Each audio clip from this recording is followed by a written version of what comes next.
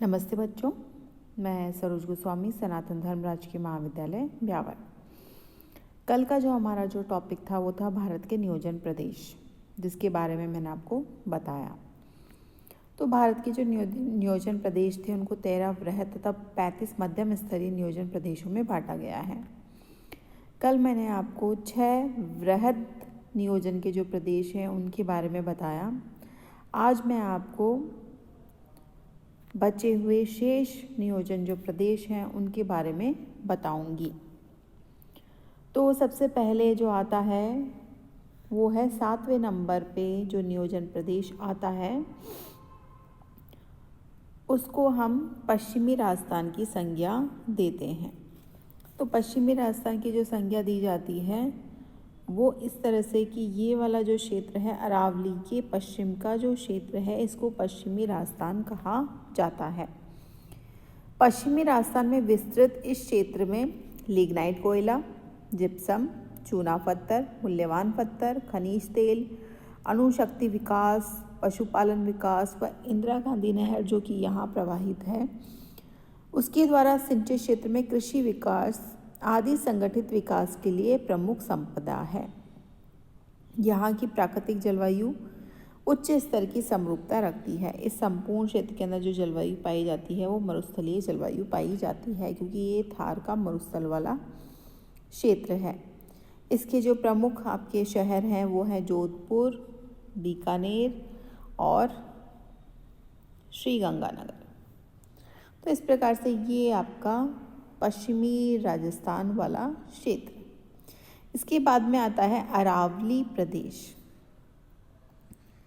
जो ये पश्चिमी राजस्थान वाला जो क्षेत्र है इसको भी 2 भागों में बांटा गया है, 7A और 7B।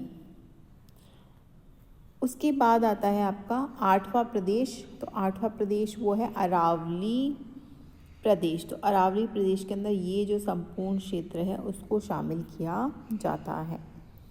अरावली प्रदेश का विस्तार पूर्वी राजस्थान, जैसे आप देख रहे हो अरावली के पूरब की भाग की और पूर्वी राजस्थान और पश्चिमी मध्य प्रदेश इसमें शामिल हैं।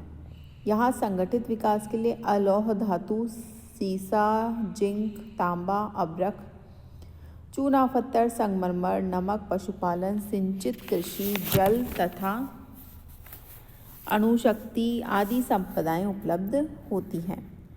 यहाँ ऐतिहासिक व सांस्कृतिक संबंधों की भी एक रूपता पाई जाती है। इसके जो प्रमुख शहर हैं वो हैं जो जयपुर, कोटा, अजमेर, इंदौर, रतलाम इत्यादि इसके प्रमुख क्षेत्र हैं, या सवाई माधोपुर। तो इस प्रकार से ये आपका क्षेत्र है, इसको भी 2 भागों में बांटा गया है। एक तो है आपका पश्चिमी जो राजस्थान का पूर्वी क्षेत्र और एक मध्य प्रदेश का लगभग पश्चिमी क्षेत्र। इसके बाद में जो क्षेत्र आता है वो है जम्मू कश्मीर या लद्दाख प्रदेश वाला जो क्षेत्र है उसको इसमें शामिल किया जाता है। तो ये वाला जो संपूर्ण क्षेत्र है वो आपके जम्मू कश्मीर या लद्दाख वाला क्षेत्र कहलाता है। ये संपूर्ण क्षेत्र आपके पर्वतीय क्षेत्र है देखने में। यहाँ वन संपदा विस्तृत है, फलोद्यान है, उद्योग व पर्यटन तथा सांस्कृतिक तत्वों की एक रूपता विद्यमान है।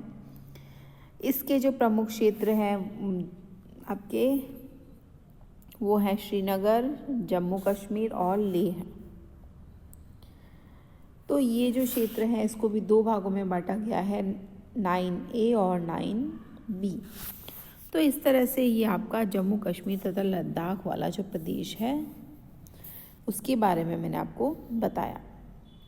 आगे है ट्रांस सिंध क्षेत्र, जो कि 10वें नंबर का जो क्षेत्र है।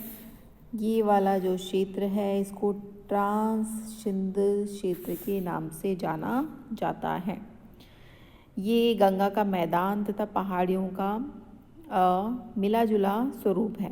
इसका विस्तार पंजाब, ये आपके पंजाब वाला क्षेत्र, हरियाणा वाला क्षेत्र, दिल्ली और उत्तरांचल का जो क्षेत्र है उसको शामिल किया जाता है और पश्चिमी उत्तर प्रदेश का कुछ क्षेत्र इसमें शामिल किया जाता है। यहाँ पर पंजाब और हरियाणा का जो क्षेत्र है, यहाँ पर आपकी कृषि का विकास है, उच्च प्रकार की सिंचित कृषि का विकास हुआ है। हिमाचल प्रदेश तथा उत्तरांचल में कृषि उद्यान तथा वन आधारित विकास, पर्यटन, जल विद्युत आदि का विकास हुआ है। यह जो प्रदेश है वो उर्वरक भूमि, साहसी लोगों तथा सामाजिक, सांस्कृतिक तथा ऐतिहासिक कारकों से संगठित क्षेत्र है। इस क्षेत्र के प्रमुख जो शहर हैं वो हैं दिल्ली, मेरठ, लुधियाना, चंडीगढ़, गुड़गांव, फरीदाबाद और देहरादून इत्यादि इस प्रदेश के प्रमुख क्षेत्र हैं। तो इस प्रकार से ये आपका जो क्षेत्र था वो ट्रांस सिंध वाला क्षेत्र था।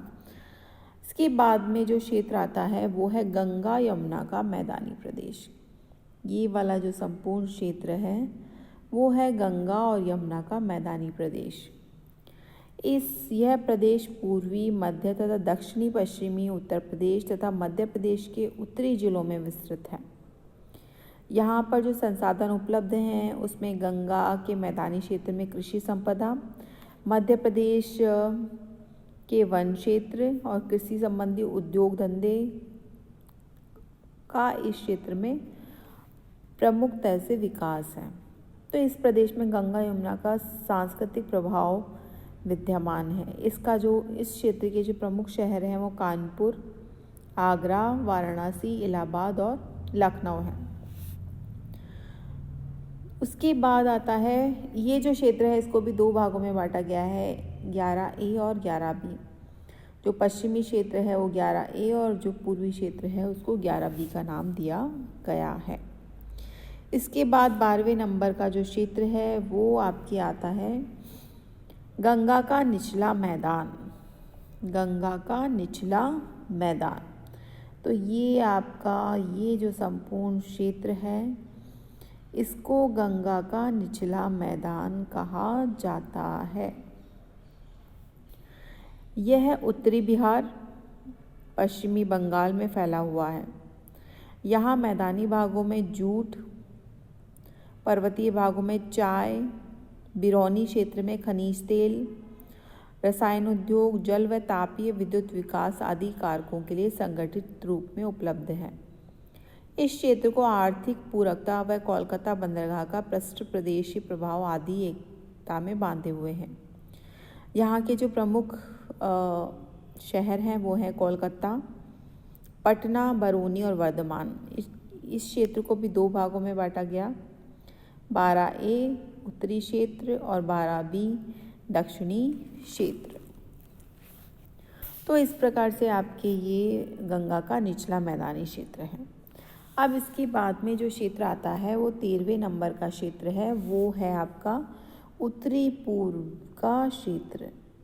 उत्तरी पूरब का क्षेत्र, ये वाला जो संपूर्ण क्षेत्र है उसको उत्तरी पूरब क्षेत्र कहा जाता है। इसका विस्तार पूर्वोत्तर राज्यों में असम, अरुणाचल प्रदेश, मेघालय, नागालैंड, मणिपुर, मिजोरम, त्रिपुरा, उत्तरी पश्चिमी बंगाल के पहाड़ी इलाकों में है। यहाँ पर चाय के बागान, पटसन की कृषि, खनिज तेल, सिलोमोनपाइट का खनन व वन उपजे, जल विद्युत तथा तापीय शक्ति विकास की संभावनाएं आदि कारक संगठित है। इसमें आर्थिक अंतर्निर्भरता, सांस्कृतिक विविधता आदि तत्व पाए जाते हैं। इस क्षेत्र के जो प्रमुख शहर हैं वो हैं डिगबोई, गुवाहाटी, शिलांग, तिनसुकिया और दार्जिलिंग। तो इस प्रकार से ये आपका उत्तर पूरब का क्षेत्र है। इसको 3 भागों में बांटा गया है, 13A, 13B और 13C। तो इस तरह से इसके मध्यम स्तरीय विभाग करे गए हैं। तो इस प्रकार से ये पूरे भारत के जो आपके 13 वृहद और